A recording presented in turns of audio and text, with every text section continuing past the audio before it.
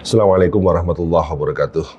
Innalhamdulillah nahmaduhu wa nasta'inu wa nastaghfiruh wa na'udzubillahi min syururi anfusina wa min sayyiati a'malina. Asyhadu an la ilaha illallah wa asyhadu anna Muhammadar Rasulullah.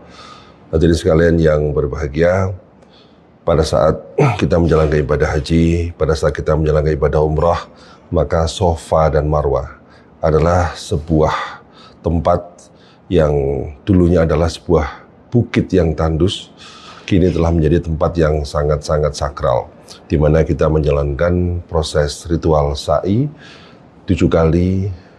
Kita berjalan dari Safa ke Marwah dengan kurang lebih menempuh jarak sekitar 3 km. Hadirin sekalian, terkait dengan soal Safa dan Marwah ini ada dua makna yang ingin saya sampaikan. Yang pertama adalah berkaitan dengan bagaimana Safa dan Marwah mengingatkan kita pada perjuangan Siti Hajar ketika berusaha untuk mencari air, ketika Ismail, anak tercintanya, membutuhkan air. Kita tahu bahwa Siti Hajar bekerja keras, berlari kecil dari Safa dan Marwah, dan sebaliknya, hingga sampai 7 kali. Pada akhirnya Allah memberikan karunia berupa air kepada mereka berdua.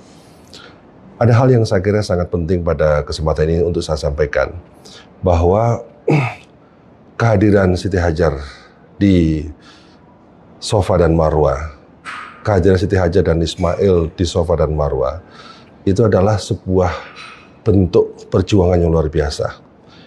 Siti Hajar tidak pasrah pada keadaan. Siti Hajar tidak lemah dalam menghadapi ketidakpastian.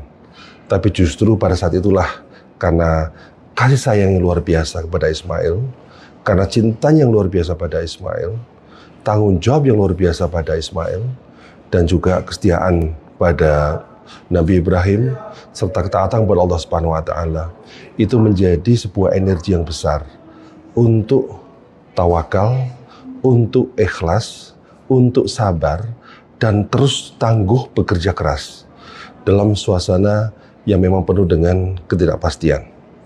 Oleh karena itu, salah satu hikmah yang paling penting dalam melihat Safa dan Marwah, melihat tapak tilas Siti Hajar, adalah bahwa kesabaran bukanlah kondisi pasif, bahwa tawakal bukanlah kondisi pasif, tapi adalah merupakan elemen penting, merupakan baterai bagi sebuah perjuangan.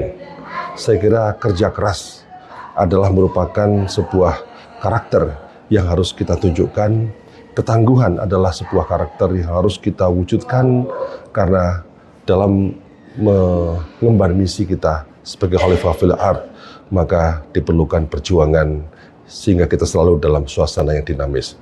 Oleh karena itu, sekali lagi, bahwa tawakal, keikhlasan, kesabaran adalah fondasi dalam perjuangan.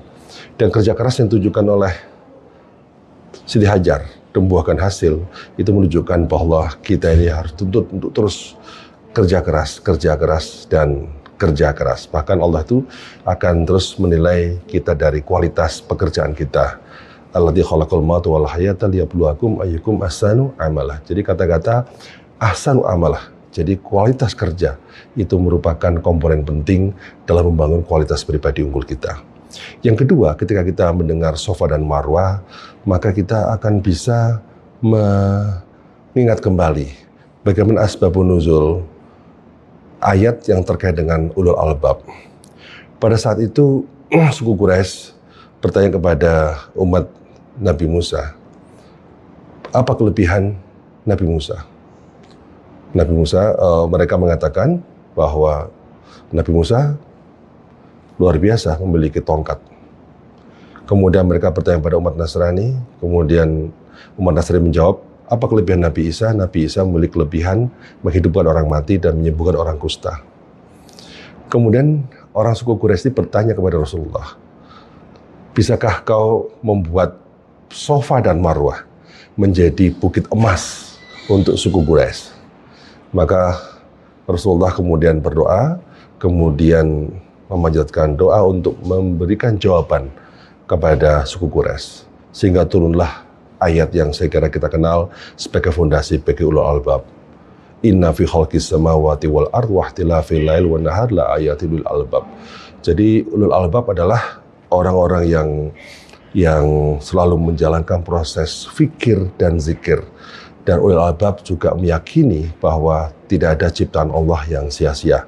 Bahwa Allah memberikan ciptaan alam termasuk Safa dan Marwah, dua bukit tandus yang ada di kota Mekah ini bukan tanpa alasan.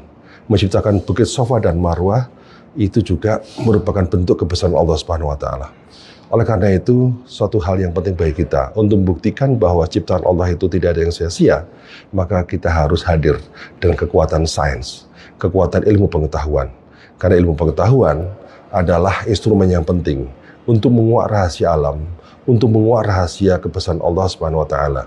Oleh karena itu, kemampuan kita untuk bisa hadir dengan sains yang kuat, dengan ilmu pengetahuan yang kuat, itu saya kira akan menjadi bekal kita dalam menjalani hidup.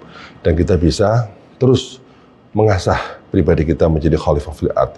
Oleh karena itu dari dua peristiwa tadi, dua makna tadi, makna Safa Marwah sebagai sebuah pemicu bagi diri pribadi kita untuk membangun karakter, membangun sifat cinta, sifat kasih sayang, sifat ketangguhan, sifat kerja keras, sifat pantang menyerang, namun diiringi oleh keimanan, ketawakalan, kesabaran, dan keikhlasan yang ditunjukkan oleh Siti Hajar. Itu merupakan karakter yang sangat penting dalam membangun peradaban baru nanti. Pada saat yang sama, ketika kita bicara soal Safa dan Marwah dalam konteks munculnya konsep ulul albab dalam Al-Quran, itu juga menjadi fondasi yang penting karena peradaban dibangun oleh kekuatan sains dan teknologi. Peradaban dibangun oleh kekuatan ilmu pengetahuan. Oleh karena itu, ketika kita sudah memiliki karakter yang baik, memiliki hati yang suci, memiliki hati yang bersih, maka itu akan bisa memandu bagaimana implementasi ilmu pengetahuan yang kita miliki ini untuk kemaslahatan.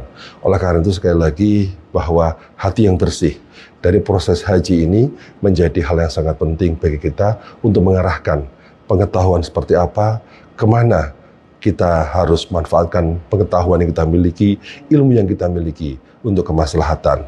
Saya kira dua hal tadi menjadi benih bagi tumbuhnya peradaban baru ke depan, apalagi kita punya mimpi besar agar Indonesia menjadi baldatun, thayyibatun, warubun, ghafur. Dengan kekuatan hati, kekuatan zikir, dan juga kekuatan fikir. Terima kasih. Assalamualaikum warahmatullahi wabarakatuh.